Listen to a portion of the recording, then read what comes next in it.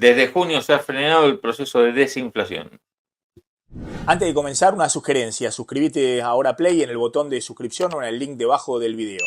Ahora sí, comencemos. Ahí está. Sí, me lo habían enviado recién. Yo decía, ¿quién es este que puso esto? Bueno, ¿querés leerlo? ¿Lo querés poner ahí? Sí, dice en el gráfico 3 se muestran dos mediciones de la tasa de inflación. En amarillo, este es el gráfico, ¿no? Ahora si querés después lo mostramos. Dice en amarillo la que mide y publica mensualmente el INDEC y en rojo la que elabora diariamente PriceStats basada en información online y publica Alberto Cavallo. Se ve claramente en el gráfico que la de PriceStats marca con precisión los cambios de tendencias, pero en general se ubica algo por debajo de la tasa medida por INDEC. La diferencia se debe a que PriceStats recoge precios de los bienes, pero no de servicios, dado que estos no aparecen online con regularidad. Dos observaciones, dice, son relevantes para el análisis de la marcha del proceso de desinflación. Primero, la tasa de inflación descendió rápidamente desde diciembre hasta mayo. Segundo, desde mayo en adelante y hasta septiembre incluido, esto último según indica la estimación diaria de PriceStats, que aún no ha publicado el INDEC, el proceso de desinflación se ha frenado en el entorno del 4% mensual, según INDEC, y 3% según PriceStats. El Pero gobierno no anda un espera. poquito para arriba, mostrar el gráfico. Así mostrás ese gráfico. Un poquito más Ahí arriba. está, ahí está. Ahí ¿Lo está. ves? ¿Ves? Ahí está. Que se frenó lo que venimos diciendo. Sí, Está estabilizado ahí. Sí. sí. Entonces dice, el gobierno no esperaba este freno, que ocurriera este freno. El gobierno ha venido trabajando con la idea de que siendo 2% mensual el ajuste del tipo de cambio oficial, la tasa de inflación debería converger hacia 2%. Esto se puede visualizar en las proyecciones de inflación contenidas en el proyecto de presupuesto que fueron elaboradas en el mes de julio. Ahí da. A ver. Dice, ¿lo ves? Claro, porque dice Cavallo, bueno, eh, el presupuesto con el IPC 18% el año que viene y el tipo de cambio oficial en 1.207 pesos, fue elaborado en el mes de junio, Julio. Sí, julio. sí. Entonces ahí dice, Porque el gobierno sacó en ese momento un borrador del presupuesto y después, no sé por qué no lo actualizaron, después dijeron que ahora cuando presentaron el presupuesto del 15 de septiembre dijeron que todas las proyecciones se habían hecho en julio de este año. dice, viniendo del 4% de inflación en junio, se estimaba un 3% de inflación para julio y del 2% a partir de agosto. Al mantenerse la tasa de inflación alrededor del 4% en julio y agosto, ahora en septiembre, para que se puedan lograr las metas de inflación del presupuesto, la inflación debería ser del 1,2% mensual hasta diciembre y del 1,4% mensual. ¿Qué hiciste el Promedio lío? ¿Lo saqué? Oh, lo 25, saqué. 2025. Sí, para que. Oh, pero lo saqué, Montenegro, espera que hice el lío. Está bien. Pero bueno, lo que está diciendo Cavallo es un poco. Ahí lo pongo, ahí lo pongo. Lo que está ¿Lo ponés diciendo vos? es que se frenó el proceso de desinflación, un poco lo que él venía planteando, ¿no? Que iba a haber un límite al proceso de desinflación que tenía que ver con la, lo que él llama la inflación inercial, ¿no? Mm. Eh, y que esto no lo esperaba el gobierno y por eso ahora también está postergando aumento tarifario y haciendo otros toqueteos. Claro, dice que el gobierno esperaba, ¿se acuerdan que estaba también en las previsiones del Banco Central, que después no las publicaron más, de que ya la inflación convergiera al 2% en agosto, ¿no? 3% en julio, bueno, un poco eso es lo que plantea. Entonces, pone este gráfico donde dice que efectivamente, bueno, lo que estamos viendo, ¿no? Que este es el IPC, el azul más oscuro, este es el REM, el más clarito, el herramienta de expectativa de mercado, Y esto es lo que esperaba la proyección presupuestaria, ¿no? Y acá esto debe ser para en septiembre para 2025.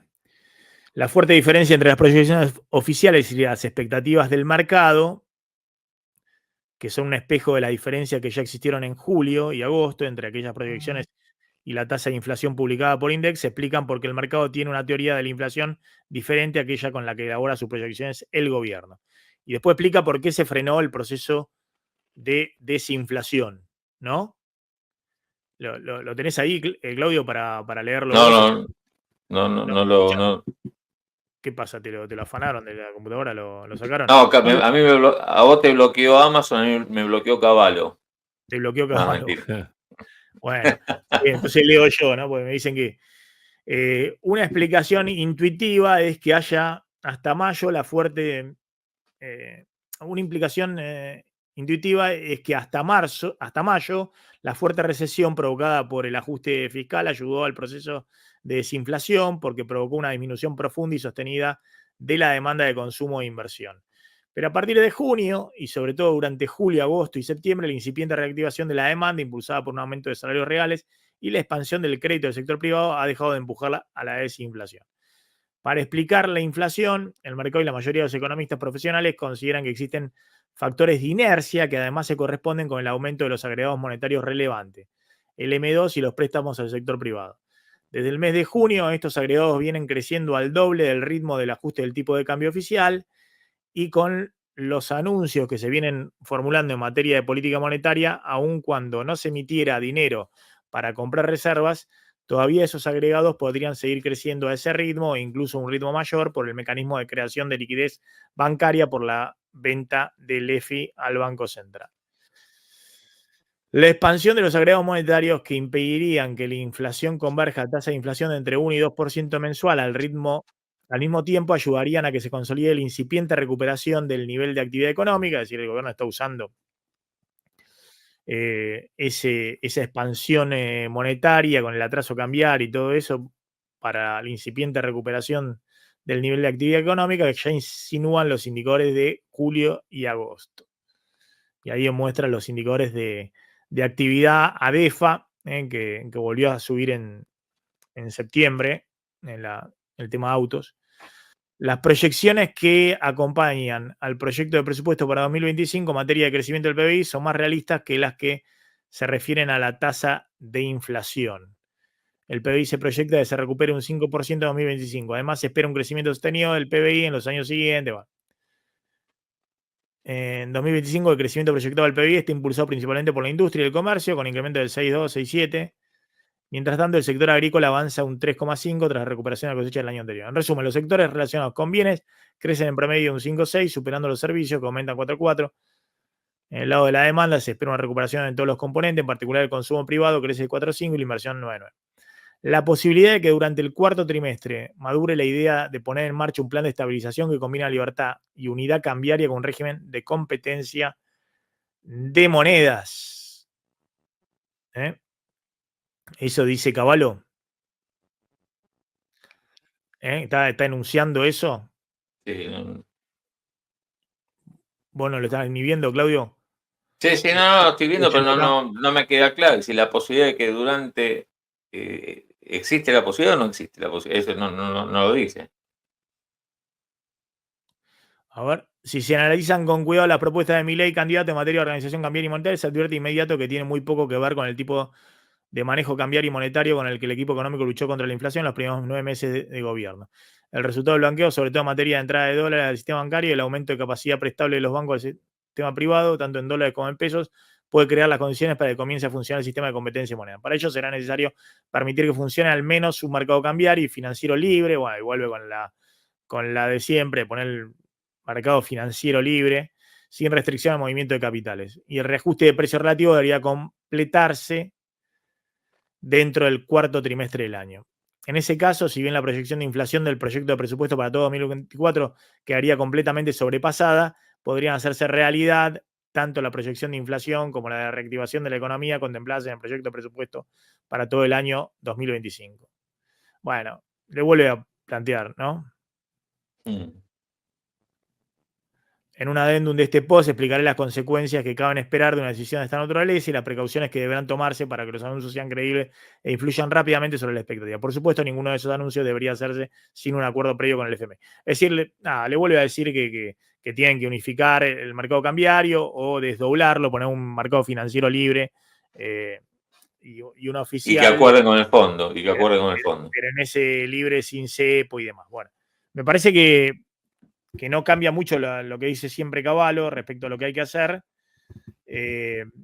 pero bueno, lo que ratifica es un poco lo que están viendo todos, que ahí el sendero de desinflación se estancó, ¿no, Martín?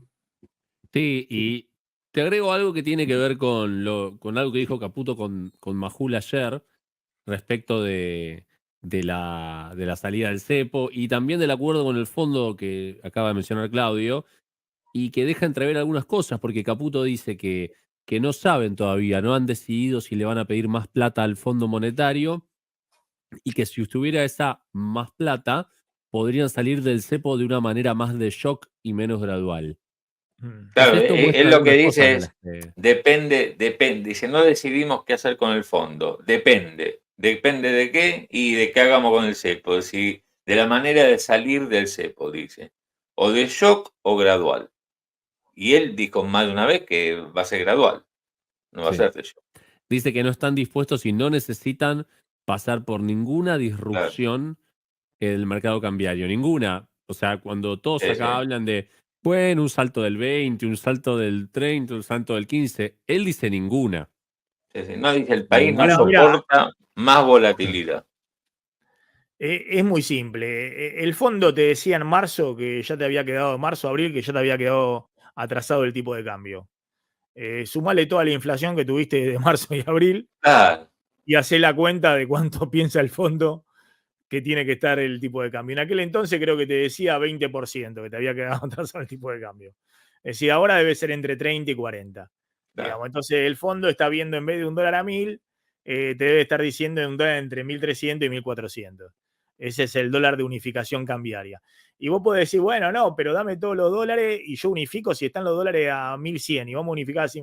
Pero ¿quién va a querer flotar a 1.100 cuando el fondo te está diciendo desde marzo que ese es un dólar que está desalineado? ¿Se entiende? Sería kamikaze. Digamos, que agarrás, unificás a un dólar de 1.100 único y ¿quién te va a dar los dólares para qué? Y después te van a decir, no vendas nada, porque si vas a vender, deja que se equilibre el mercado en un valor. ¿Se entiende? Por algo tenés cepo. Justamente porque considerás que este tipo de cambio no es el tipo de cambio de equilibrio. Si Claro. no tuviera cepo, cualquiera podría ir a comprar y se vería cuál es el tipo de cambio de equilibrio. Si mantenés el cepo a rajatabla es porque pensás que no es el tipo de cambio de equilibrio. Pero además te lo puse el fondo en el último informe, pero que ya quedó desactualizado, te lo decía entonces, cuando el dólar no estaba tan atrasado como ahora. ¿Y por qué está más atrasado? Y pues seguiste de largo con el 2% mensual y la inflación a más del doble. Entonces, me parece que es muy elemental el razonamiento, que si el gobierno quiere acordar con el fondo y que el fondo le ponga un paquete de guita para garantizar los vencimientos de deuda y terminar de estabilizar en la macro, y el fondo le va a decir, bueno, sí, pero ¿cómo vas a unificar el tipo de cambio? Eh, ¿A qué valor vas a unificar el tipo de cambio? Y después habrá que ver cuál es el régimen cambiario.